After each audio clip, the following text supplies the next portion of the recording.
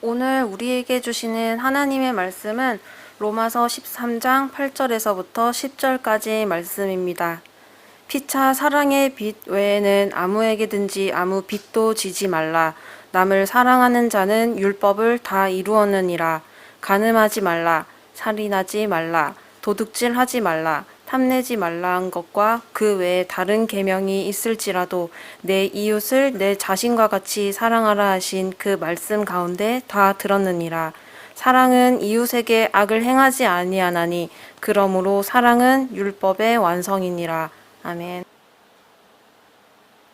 마태복음 4장 후반부를 보면 예수님께서 본격적으로 갈릴리 지방에서 사역하시는 내용이 기록되어 있습니다. 갈릴리 여러 지방을 다니시면서 회당에서 말씀을 가르치셨습니다. 그리고 천국 복음을 선포하셨죠. 그리고 그곳에 있는 많은 사람들의 아픔과 질병을 고쳐주셨습니다. 그로 말미암아 수많은 무리가 예수님을 따르게 되었죠. 그 다음 내용이 바로 마태복음 5장으로 이어집니다. 수많은 무리가 예수님 앞에 나온 걸 보시고 어느 이름 모를 산에 예수님께서 앉으셨습니다. 제자들이 다가오고 그 순간부터 예수님께서 말씀을 전하시죠. 그 말씀에 기록된 마태복음 5장, 6장, 7장이 우리에게 잘 알려진 예수님의 산상 설교입니다. 지금 예수님의 그 산상 설교를 듣는 대상이 누구인지를 잘 기억해 두시기 바랍니다.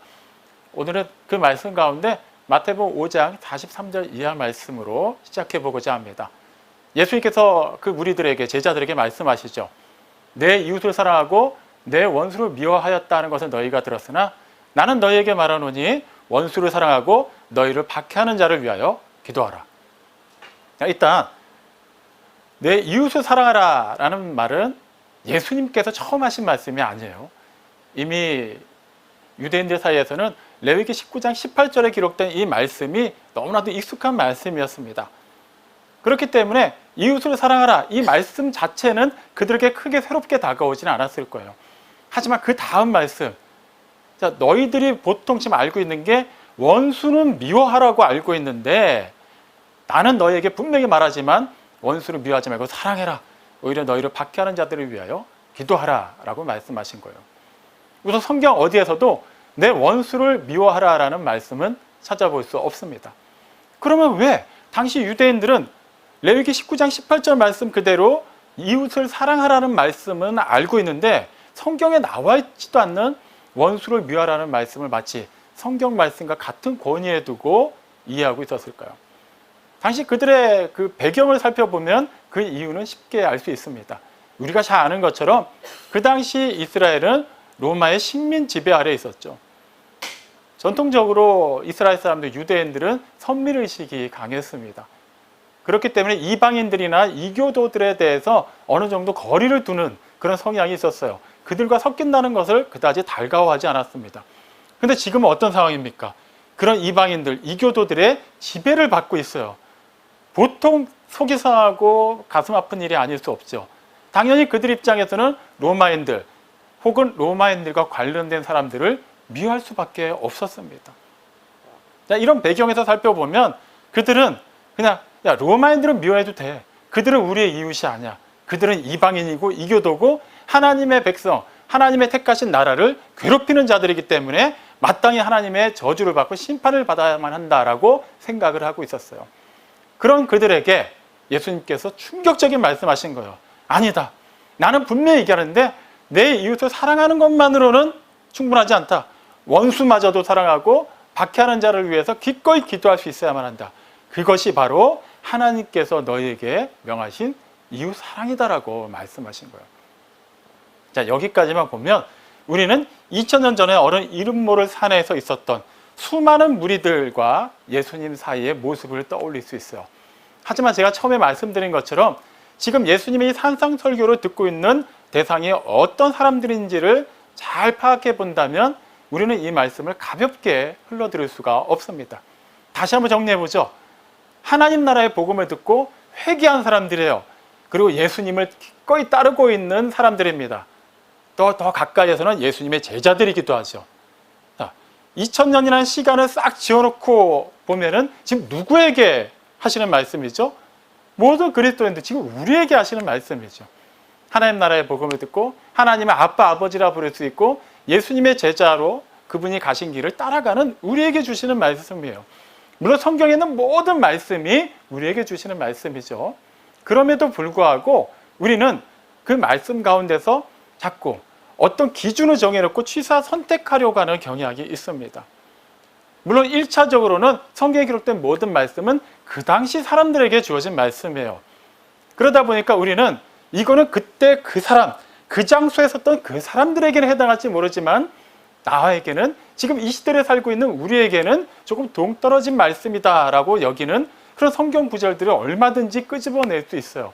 하지만 하나님께서는 어떤 말씀도 그 시대를 사람을 구분해서 주시지 않았습니다. 모든 하나님의 택하신 자들에게 주셨어요. 그런데도 우리는 기준을 정해요. 요거는 내가 할 만하고 내가 어차피 일상생활 하는데 이 정도는 할 수 있고 이거는 기꺼이 함으로 인해서 나에게 어떤 유익이 있고 이런 거는 마음을 쏟고 몸을 움직이려고 하죠. 근데 이거는 내가 해서 손해볼 것 같고 그리고 왜 나만 해야 되지? 다른 사람들은 안 하지? 그럼 다른 사람들 하는 거 봐서 나도 해야지? 아니면은 이건 도저히 할 수가 없는 일이구나라는 것은 자연스럽게 제쳐놓으려고 하는 경향이 있죠. 하지만 결코 하나님께서 우리에게 주신 말씀은 그렇게 우리가 구분해서 우리가 임의대로 선택할 수 있는 게 아닙니다. 반드시 지켜야만 하고 마땅히 따라야만 하는 말씀이에요. 그런 맥락에서 다시 마태복음 5장 43절 이하의 말씀을 보면 많이 부담이 되죠. 그래, 이웃을 사랑하는 것, 나와 관계를 맺고 있는 사람들과 어느 정도 사랑하고 이해하고 공감하는 거는 내가 할 수 있겠는데 원수가 나를 그렇게 미워하고 박해라는데 그들까지도 사랑하고 그들을 위해 심지어 기도까지 하라고? 이거는 좀 너무 어렵지 않나요? 불가능하다라고 말하기보다는 너무 불합리한 것 같아요. 아니, 왜 상대는 나를 사랑하려고도 하지 않는데 내가 왜 먼저 그렇게 해야만 하죠?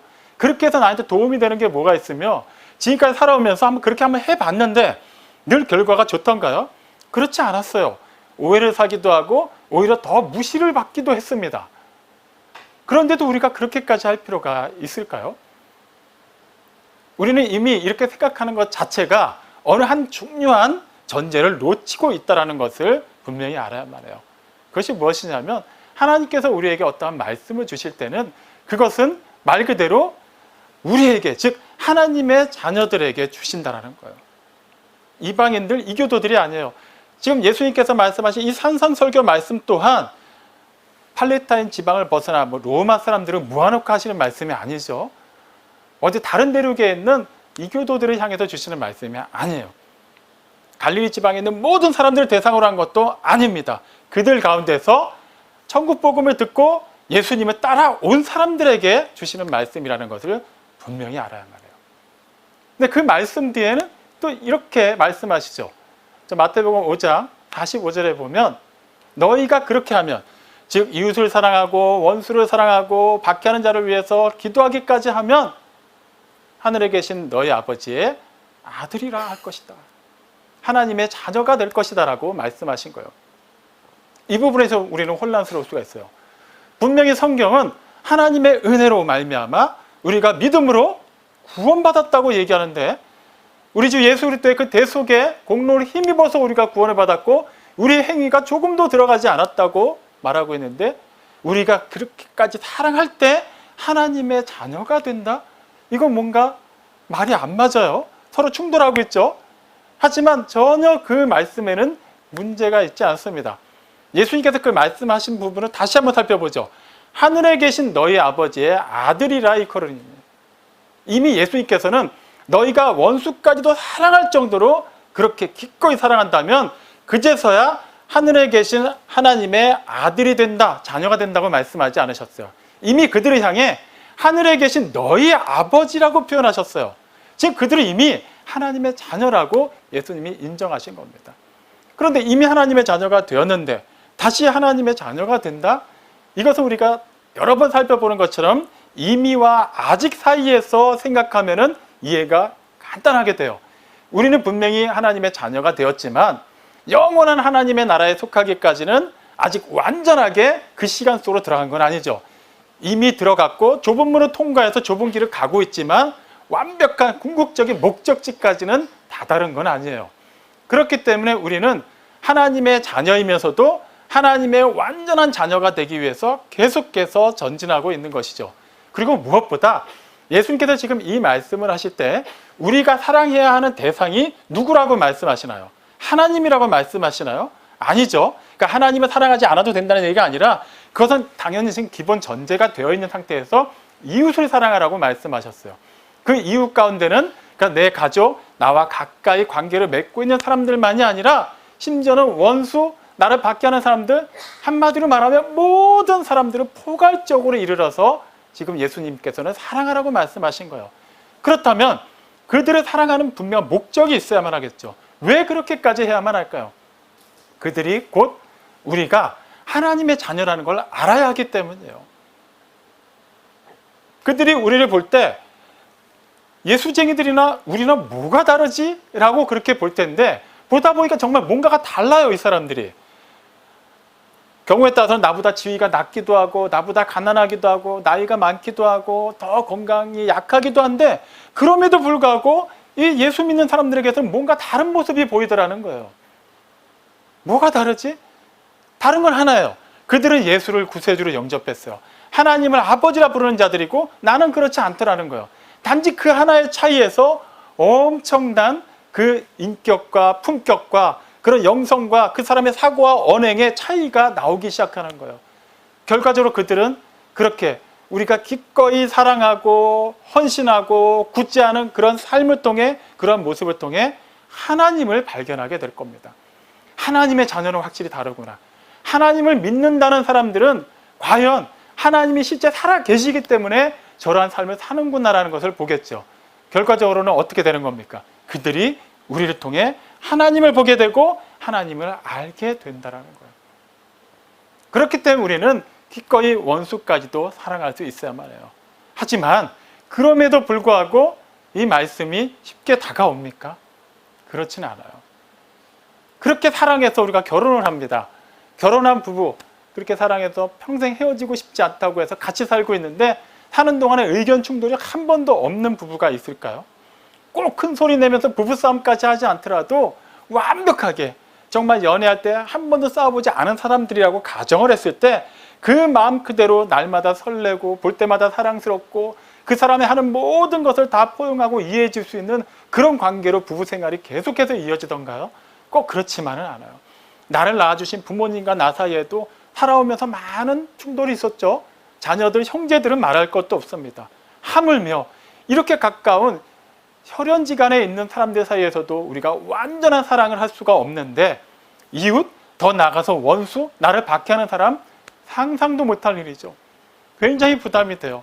예수님께서 그냥 내가 너희를 사랑하니까 그 사랑받은 만큼 너희도 할 수 있는 데까지 좀 사랑하며 살아라. 요 정도만 말씀하셨어도 그 정도는 내가 기준을 세워놓고 사랑할 만한 사람들을 사랑하고 굳이 그렇게 하지 않아도 되는 사람들은 뭐 적당히 좀 거리를 둬도 될 것 같은데 예수님의 말씀은 그냥 다른 여지가 없어요. 누구든지 사랑해야 된다고 말씀하십니다. 부담스럽죠. 이 대목에서 우리는 또 다른 하나를 확인할 필요가 있어요. 하나님께서 우리에게 말씀을 주셨을 때는 그 말씀은 하나님의 자녀에게 주셨을 뿐만 아니라 그 말씀을 듣는 대상이 하나님의 말씀을 따라 살기만 하면 그 다음 결과는 하나님이 책임지신다라는 거예요. 출애굽기 3장에 보면은 모세가 호렙산 위에서 그 떨기나무의 불꽃 가운데 임하신 하나님의 부르심을 받는 내용이 기록되어 있습니다. 하나님께서 그때 모세에게 주신 말씀의 핵심이 무엇이죠? 애굽으로 가라는 거예요. 바로를 만나서 그와談판을 짓고 그곳에 있는 이스라엘 자손들을 이끌어내라는 겁니다. 간단해요. 근데 모세 입장에서 이게 결코 간단한 문제가 아니었습니다. 당시 모세는 나이가 80이었어요. 일단 나이가 문제가 아니라 80이 되기 전까지 무려 40년 동안 미디안 광야에서 아무 이름 없는 양치기의 삶을 살았습니다. 무슨 말입니까? 그는 그동안 뭐 제대로 세력을 만들지도 못했어요. 사람들에게 유명하게 알려진 사람도 아니었고 그렇게 권위 있는 사람도 아니었어요. 그냥 나이 80에 양치기에 불과했습니다. 근데 바로는 어떤 사람인가요? 바로가 사람의 이름이 아니라 애굽, 그러니까 이집트의 통치자인 파라오를 통칭해서 부르는 표현이죠. 자, 그 당시 애굽은 그 당시에 근동 지방의 패권을 차지한 거대한 제국이었습니다. 그곳에 절대 군주인 바로를 만난다? 지금 이 무명의 80 먹은 노인이 과연 그게 가능한 일일까요? 만나는 것조차 일단은 상상할 수 없는 일이에요. 만났다고 해보죠. 그렇다고 해서 대뜸 이스라엘 자손들을 다 이끌어내겠습니다라고 말했을 때 그게 상식적으로 먹히겠습니까? 그것도 불가능한 일이죠. 근데 무엇보다 모세는 지금 애굽을 가는 것 자체가 상당히 두려운 일이죠. 40년 전에 그는 한 사람을 살인했습니다. 그 일로 인해서 애굽 생활을 청산하고 도망칠 수밖에 없었어요. 그가 다시 애굽으로 돌아간다는 것, 자신의 신분을 밝힌다는 것은 그 죄값을 치러야 된다는 얘기예요. 답은 하나입니다. 죽어야 된다는 거예요. 지금 하나님께서 모세에게 애굽으로 가서 내가 시키는 일을 해라 라고 말씀하신 것은 모세 입장에서는 너 가서 죽어라 라고 얘기하신 것과 다름이 없어요. 그러니까 모세가 어이없어 하면서 묻죠.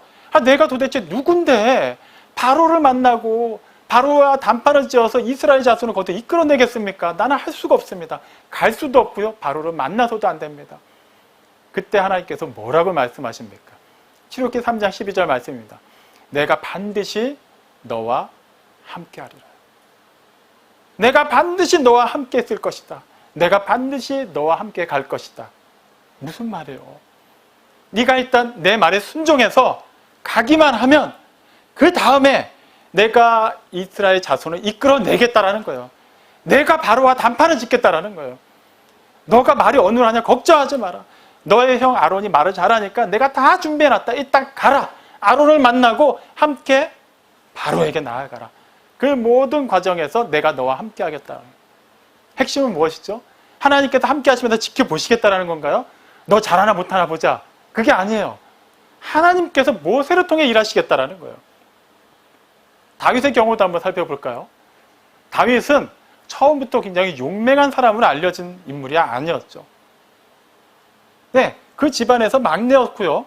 그냥 양치는 사람이었어요. 그냥 목동이었어요. 아직 어린 소년이었습니다.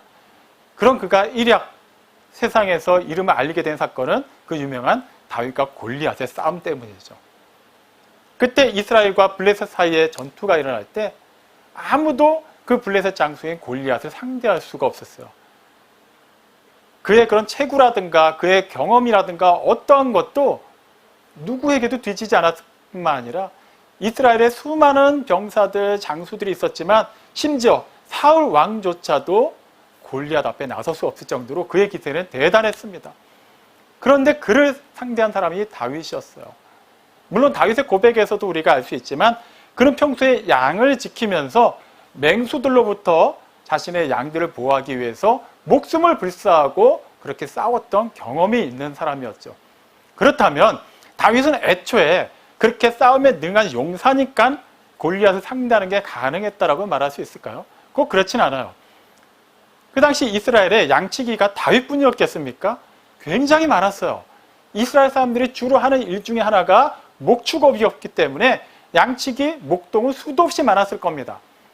그러면 그들이 다윗에게만 맹수가 막 이렇게 그 양떼들을 공격하러 가는 일이 있었을까요? 그렇지 않죠. 다른 양치기들도 똑같은 경험들을 수도 없이 했을 거예요. 물론 그들 가운데 사꾼이라면은 자신의 목숨을 보존하기 위해서 도망가는 경우도 분명히 있었겠지만 상당수의 양치기들은 자신의 양들을 지키기 위해 다윗과 똑같이 했을 겁니다. 그렇다면 그 전쟁터에 나가 있는 용사들 중에도 다윗처럼 한때는 양치기였던 사람들, 그런 맹수들과 싸웠던 경험이 있는 사람들이 있었을 거예요. 다시 말하면 꼭 다윗만이 골리앗을 상대할 수 있는 그런 실력이 있었다는 게 아니에요. 다윗도 실력으로는 안 됐다라는 겁니다. 그런데 그가 골리앗을 향해서 나아갔어요. 담대하게 나아갔습니다. 그를 상대했어요. 어떻게 그게 가능했을까요? 예, 사무엘상 17장 45절에 기록되어 있는 그의 고백, 즉 골리앗을 향해 나아가면서 했던 말을 참고하면 답이 나와 있어요. 골리앗을 향해 말하죠. 너는 칼과 창과 단창으로 내게 나오지만 나는 만군의 여호와의 이름, 곧 내가 지금 모멸하고 멸시하고 무시하는 이스라엘의 군대의 하나님의 이름으로 내게 나아가노라라고 말합니다. 나는 원래 싸움을 잘하니까 내 경험상 너 정도는 이길 수 있으니까 내가 너를 상대한다라고 말한 게 아니에요. 그는 하나님의 이름으로 나아갔어요. 하나님과 함께 나아갔습니다. 세상은 다윗과 골리앗의 싸움을 말 그대로 다윗과 골리앗의 싸움으로만 기억하죠. 하지만 다윗은 그 싸움을 하나님과 골리앗의 싸움으로 알고 있었어요. 그렇기 때문에 하나님의 이름으로 나간 거예요. 하나님과 함께 나아간 겁니다. 결과적으로 하나님께서 다윗을 통해 골리앗을 이기신 거죠.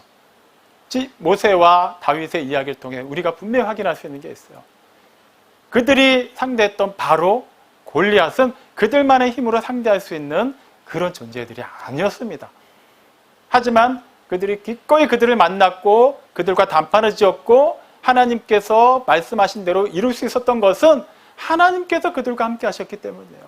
그걸 믿었기 때문에 그들은 그 일에 기꺼이 헌신할 수 있었습니다. 그게 믿음이에요. 내가 바라는 무엇을 놓고 그것이 이루어지기를 바라고 그것을 소망하며 기도하는 것이 믿음이 아니라 나는 약할지라도 때로는 내가 굉장히 능력이 많다고 여겨질지라도 그 모든 것은 다 내려놓고 나를 통해서 역사하시는 하나님의 일을 기대할 수 있는 것, 하나님께서 이루시는 그 선한 결과를 기꺼이 받아들일 수 있는 것, 그게 바로 믿음이에요. 우리가 하나님의 말씀을 따라 원수마저도 사랑할 수 있는 것, 이거는 우리가 원래 사랑이 많기 때문에 할 수 있는 것이 아니라 우리에게 말씀하신 하나님께서 반드시 우리 통해 당신의 사랑을 세상에 나타내실 것이라는 믿음이 있을 때 우리는 그것을 할 수 있게 됩니다. 여전히 이 부분까지 가도 우리는 쉽지가 않아요. 이렇게까지 설교하는 거 보니 그냥 이제부터 누구든지 다 사랑하라고 얘기하려나 보다. 여전히 나는 그게 쉽지 않은데. 지금 떠올려 보면은 원수라고 할 만한 사람도 한번 떠올려 보세요. 아마 딱 떠오르지 않는 것 같아도 은근슬쩍 기분 나쁜 인물들이 떠오를 겁니다. 그 사람들 기꺼이 사랑할 수 있나요? 심지어는 그들을 위해서 열심히 기도해 줄 수 있나요? 여전히 어려운 일이죠. 그렇다면 우리는 이 대목에서 오늘 읽은 본문 로마서 13장 8절 말씀을 참고할 필요가 있어요. 사도 바울이 로마에 있는 성도들에게 쓴 편지죠. 이렇게 얘기합니다. 피차 사랑의 빚 외에는 아무에게든지 아무런 빚도 지지 말라. 사랑하는 사람은 율법을 완성한 자이니라 라고 말합니다. 자, 일단 우리가 가장 익숙한 표현부터 보죠. 아무에게든지 아무 빚도 지지 말라. 이거 놓고 성경의 가르침이 아니더라도 누구라도 공감하는 내용이에요. 어린 시절 학교 다니면서 주로 그런 걸로 많이 빌려줬어요. 친구들끼리. 이렇게 지우개를 안 가져오라면 잠깐 지우개 좀 쓸게. 그렇게 하는 거. 그거는 그냥 금세 쓰고 그냥 돌려주기 때문에 아무 문제가 안 됩니다. 그런데 빌려주는 기간이 길어지거나 빌려준 것이 액면가가 높아질수록 문제가 생기기 시작해요. 빌려준 사람은 그것을 완전히 돌려받기 전까지는 마음이 그다지 편치 않죠. 빌린 사람도 마찬가지예요. 간혹가다 빌린 사람 중에 좀 뻔뻔한 사람들은 있기도 하지만 그래도 양심이 있다면 그것을 완전히 되갚기 전까지는 빌린 사람 역시 마음이 편하지가 않아요. 그렇기 때문에 할 수만 있다면 그냥 주든지 받든지 이런 거는 상관이 없지만 빌려주고 빌리는 것은 안 하는 게 좋겠죠. 그렇다면 이제 그 앞부분을 살펴보죠. 피차 사랑의 빚 외에는, 다시 말하면 사랑의 빚은 지라는 거예요. 사랑의 빚을 진다? 무슨 말일까요? 누군가가 나에게 사랑을 베풀어줬어요. 뭔가 나의 피로를 채워줬고 나의 아픔을 위로해줬고 공감해줬어요. 그렇다면 나도 기억해뒀다가 그 사람한테 반드시 그것을 갚아야지, 이런 식으로 이해할 수 있을까요? 그래서 엄밀히 말하면 사랑의 빚을 갚는다라고 표현하기엔 좀 그래요.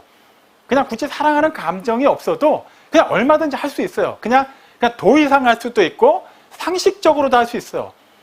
누군가가 굳이 나한테 그렇게까지 하지도 않았는데 굉장히 비싼 식사를 대접했다고 하면 우리는 그냥 먹고 그냥 잊어버리기보다는 좀 마음이 불편해서 나도 한 번은 식사 대접을 해야겠다, 그런 생각을 하곤 하잖아요. 마찬가지예요. 이거는 꼭 사랑하는 마음이 아니더라도 할 수 있어요. 그렇다면 왜 바울은 사랑으로 빚을 지라고 했을까요? 그렇다면 이 부분에서 빚을 진다라는 거에 대한 개념을 다시 한번 확인해 볼 필요가 있겠죠. 빚을 진다라는 것은 전제가 무엇입니까? 반드시 갚아야 된다라는 전제가 있어요. 그냥 내가 받은 게 아니라 빚을 졌으니까 갚아야 되잖아요. 마찬가지로 사랑의 빚을 졌으면 사랑을 갚으면 되는데, 그렇다면 우리는 이 부분에서 예수님께서 앞서 말씀하신 대로 자, 원수까지도 사랑하라 하신 말씀을 떠올릴 수가 있어요. 그렇게 되면 원수는 지금 나를 사랑하는 대상이 아니잖아요. 그러니까 굳이 원수는 사랑하지 않아도 되는 거네요. 로마서 13장 8절 말씀대로라면 말이죠. 그러면 마태복음 5장 43절 말씀과 로마서 13장 8절 말씀은 지금 완전히 상극인가요? 그렇지 않아요. 우리는 이 말씀이 전혀 충돌하지 않는다는 것을 확인하기 위해 조금 더 앞당겨서 로마서 2장 14절 말씀을 참고할 필요가 있습니다. 바울이 로마 교회 성도들을 향해서 말하죠. 내가 헬라인에게나 야만인에게나 지혜 있는 자에게나 무직한 자에게나 배우지 못한 자에게나 아무 상관없이 다 그들에게 내가 빚진 자다라고 얘기하고 있어요. 즉 굳이 헬라인, 당시 헬라 문화권, 로마 제국 내에 있는 사람들, 그 외에 있는 사람들, 그 지혜 있는 사람, 어리석은 사람, 그러니까 쉽게 말하면 모든 사람들을 향해서 자기가 빚을 지고 있다라고 얘기한 거예요. 상식적으로 한번 살펴보죠. 바울이 도대체 전 세계를 다 돌면서 지금 빚을 지고 다녔다는 얘기인가요? 그렇지 않아요. 바울이 부지런히 3차에 이르는 전도 여행을 다닌 건 맞지만 그 영역은 소아시아, 지금을 치면 터키 쪽, 그 다음에 유럽의 일부 지역에 해당하지 전 세계는 아니었어요. 그러면 그 지역 내로만 한정해도 바울이 가는 곳마다 뭐 선교비가 부족해서 막 빚을 지고 다녔다는 얘기일까요? 우리가 익히 아는 것처럼 그런 몇몇 교회들은 바울을 후원하기도 했지만 바울은 스스로 그런 천막을 만드는 일을 통해서도 또 선교 사역을 또 이렇게 사역비를 충당했죠. 그러니까 일반적으로 생각하는 빚을 지지는 않았다고 생각하면 됩니다. 근데 왜 그는 빚을 졌다고 얘기할까요? 그것에 대한 답은 이어지는 15절에 기록되어 있습니다. 나는 할 수 있는 대로, 그러므로 나는 빚진 자기 때문에 모든 사람들을 향해서 나는 그 빚을 갚아야만 하기 때문에 할 수 있는 대로 로마에 있는 너희에게도 가서 복음 전하기를 원한다라고 말합니다. 자, 14절에서는 나는 너희에게 빚을 졌다라고 얘기해요. 그리고 15절에서 그래서 나는 로마에 있는 너희들에게 가서 빚을 갚겠다라고 얘기하는데 뭘 갚겠다라는 거예요? 복음의 빚을 갚겠다라는 거예요. 이것도 말이 안 되죠. 로마 사람들이 바울에게 복음을 전해줬나요? 그렇지 않아요.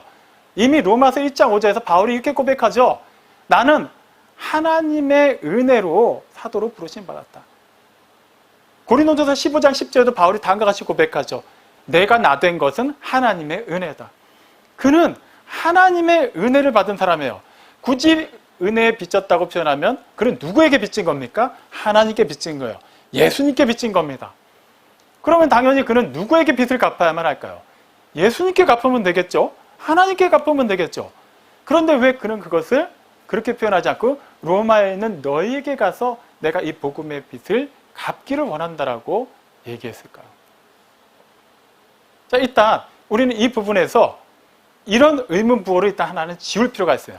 그게 뭐냐면 그래, 바울은 하나님께 빚진 자고 하나님께 갚으면 된다라는 뉘앙스로 얘기한 것 같으니까 나도 나를 구원하시는 분은 하나님이고 나를 영원히 사랑하시는 분도 하나님이시니까 나도 하나님께만 그 받은 바 은혜를 갚으면 되지 않을까? 그러니까 하나님 사랑, 이웃 사랑 이 두 가지 계명이 주어졌지만 뭐 이웃 사랑은 어느 정도 내가 할 수 있는 영역 내에서 하는 걸로 충분하고 하나님을 향한 마음만이 진실하면 되지 않을까라고 생각할 수 있는 것. 이것을 지워야 합니다. 왜 그럴까요? 일단 우리가 하나님의 그 은혜를 받은 것을 갚을 수 없기 때문이에요. 생각해 보죠. 하나님께서 우리를 어떤 상태에서 구원하셨습니까? 본질상 진노의 자녀였어요. 그냥 하나님이 사랑할 만한 구석이 하나도 없었어요. 죄와 허물로 죽어 있었습니다. 죄와 사망 안에 있는 자들이었어요. 아무것도 할 수 없고 전혀 무기력하고 그리고 스스로 살아날 수도 구원할 수도 없고 그냥 하나님의 그 저주 외에는 어떠한 것도 기대할 수 없었던 우리를 하나님이 구원해 주셨어요. 살려주셨어요. 심지어 우리를 당신의 자녀로 삼아 주셨어요. 자, 이 일 조금이라도 우리의 힘이 들어갈 수 있었나요? 우리가 어떻게 애쓰고 고민하고 어떤 방법을 동원해서 이 일이 조금 더 수월하게 이루어지게 할 수 있었나요? 전혀요. 우리는 아무것도 할 수 없었어요. 심지어 우리가 여전히 죄인으로 있을 때 하나님은 이 일을 계획하셨고 이 일을 행하셨습니다. 이 자체도 우리가 죄인이라는 자체도 모를 때에도 우리를 위해서 그렇게까지 하셨어요. 우리가 죄인이었다라는 것. 그럼에도 불구하고 하나님은 우리를 사랑하셨다는 것, 지금도 그 사랑이 유효하고 영원하다는 것을 깨닫게 해주신 것조차도 하나님의 은혜죠. 우리가 깨달은 게 아니에요. 어떻게 갚을 겁니까? 이 말도 안 되는 역사를 우리가 어떻게 그 수준에 준하는 무언가를 해서 하나님께 갚아드릴 수 있을까요? 일단 그건 불가능한 일이에요. 이미 불가능하다고 말씀을 드렸지만 그래도 혹시 모르니까 조금이라도 가능하다고 한번 전제를 하고 생각해 보죠. 정말 우리가 조금이나마 하나님께 직접적으로 그분이 우리에게 베풀어 주신 은혜를 갚을 수 있다라고 한다면 그 다음은 모든 성경은 다 무효가 돼버립니다. 쉽게 생각해 보죠. 내가 누군가에게 정말 어려울 때 급하게 필요한 돈을 빌렸다고 가정해 보겠습니다. 액수가 상당해요. 자, 그러면은 그 액수를 바탕으로 해서 내가 정말 중요한 일, 급한 일을 해결했어요. 그러면 완전히 갚기 전까지는 저는 어쨌거나 나에게 이 돈을 빌려준 사람에게 은혜를 받은 거죠. 그 사람 나의 은인이에요. 근데 내가 열심히 노력을 해서 그것을 언젠가 다 갚았습니다. 이자까지 완전히 갚았고 전혀 채무관계가 없도록 깔끔하게 정리가 됐어요. 그렇다면 그 다음부터 예전에 그 은혜는 뭐가 되나요? 현재형이 아니라 과거형이 됩니다. 이제 끝난 거예요. 물론 여전히 인간적으로 고마운 마음을 가질 수 있지만 예전에 내가 신세를 지고 그것을 바탕으로 해서 막 제기하던 때와는 전혀 다른 차원으로 생각하게 되죠. 이제부터는 내가 이룬 걸 바탕으로 내 힘으로 살아갔기 때문이에요. 더 이상 은혜는 현재형이 될 수도 없고 영원히 지속되지 못하게 됩니다. 마찬가지예요. 정말 우리가 조금이라도 하나님께서 베풀어 주신 은혜를 갚을 수 있다고 한다면, 물론 그렇게 할 수 없지만 한다면 이미 하나님은 우리에게 은혜 하나님이 되실 수가 없어요. 그분이 우리의 은혜 하나님이 되실 수 없다면 그분은 우리의 아버지가 되실 수도 없고 우리를 영원히 당신의 생명 가운데로 이끌어 주실 수도 없는 분이 되는 것이죠. 내가 그렇게 생각해도 하나님은 어쨌거나 나를 사랑하시겠지. 어차피 하나님은 은혜 하나님이시니까. 아니요. 이미 내가 은혜라는 개념에 대해서 마침표를 찍어놨기 때문에 그것은 더 이상 우리에게 유효하지가 못하게 됩니다. 그럴 때 우리는 은혜를 갚을 수도 없어요. 하나님께. 그리고 설사 갚을 수 있다 하더라도 그 일이 실현화가 된다면 우린 더 이상 하나님과의 관계를 이어갈 수 없게 됩니다. 그렇기 때문에 하나님께 진 그 은혜의 빚, 그 사랑의 빚은 하나님께는 직접적으로 갚을 수 없어요. 다시 말하면 우리는 분명히 하나님께 빚을 졌지만 하나님 앞에서는 채무자로 서 있지 않다라는 거예요. 더 이상 그것 때문에 비굴해질 필요가 없어요. 이제는 자녀이기 때문에 아빠, 아버지라고 부를 수가 있어요. 하지만 은혜는 거기서 끝이지 않죠. 어디로 우리를 이끕니까? 또 다른 하나님의 은혜를 필요로 하는 사람, 하나님의 사랑이 필요한 사람들 앞에 우리를 채무자로 세워놓습니다. 그들에게 하나님의 은혜와 사랑을 나타내야 된다는 거예요. 여전히 좀 의아하긴 하죠. 아니, 내가 은혜를 받은 건 받은 거고, 물론 누군가를 향해서 하나님의 사랑을 나타내는 건 참으로 고귀한 삶이라 할 수 있지만 꼭 그렇게까지 해야만 할까? 그런 건 정말 믿음이 좋은 사람들, 목사들이나 선교사들이 좀 주로 하는 것 아닐까라고 생각할 수 있어요.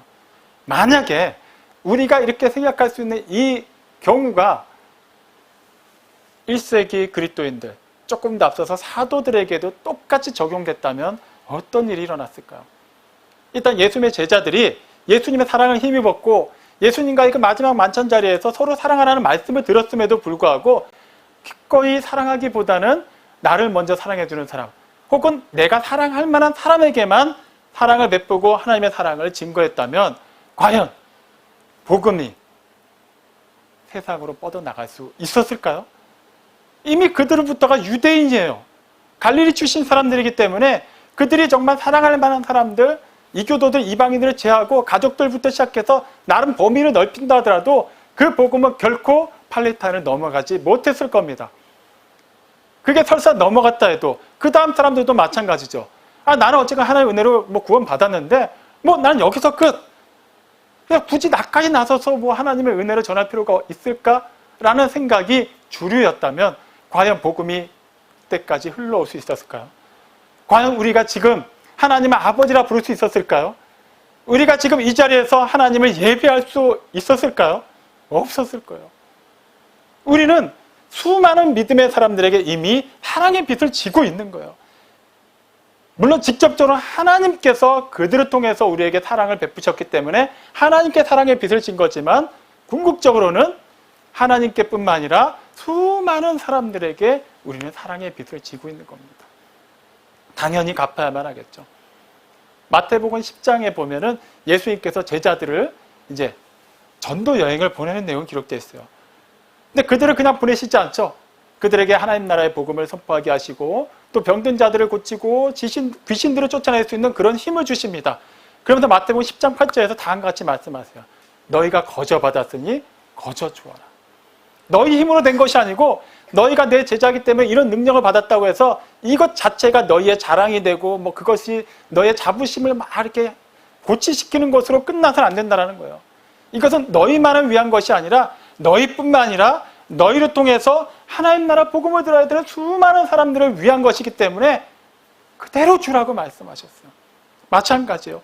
하나님께서 나를 구원하신 것, 우리를 구원하신 것은 단지 나만을 사랑하시고 우리만을 구원하셔서 천국 데려가시기 위함이 아니라 나를 통해서 우리 가족이 구원받고 우리를 통해서 우리를 둘러싸고 있는 이 세상에 하나님의 사랑이 나타나고 우리 이웃에게 하나님의 그 구원의 역사가 그 은혜가 사랑이 증거되게 하기 위함이라는 것을 잊어서는 안 됩니다.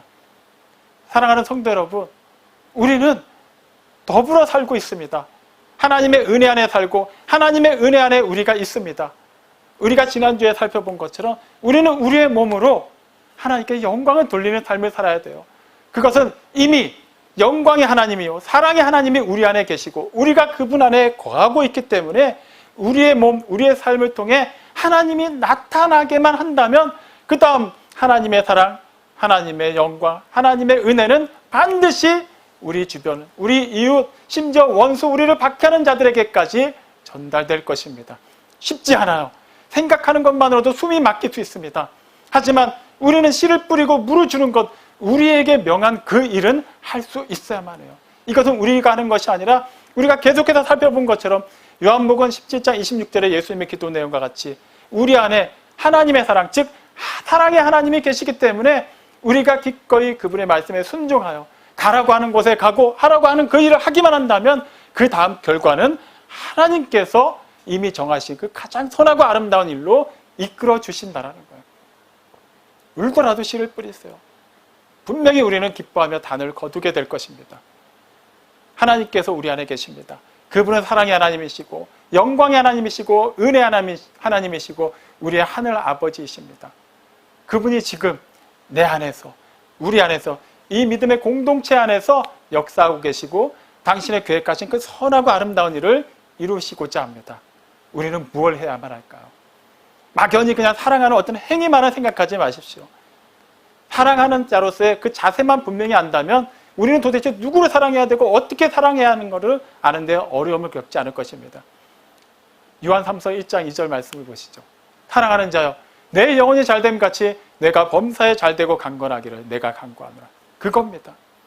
정말 상대가 잘되기를 바라는 것, 그의 영혼이 잘되기를 바라는 것, 강건하기를 바라는 것, 그 마음이면 곧 하나님께서 우리를 향해 품으셨고 실제 성취하신 그 마음을 우리가 알고 있다면 그 마음을 가지고 속해 있는 가정으로 돌아가십시오.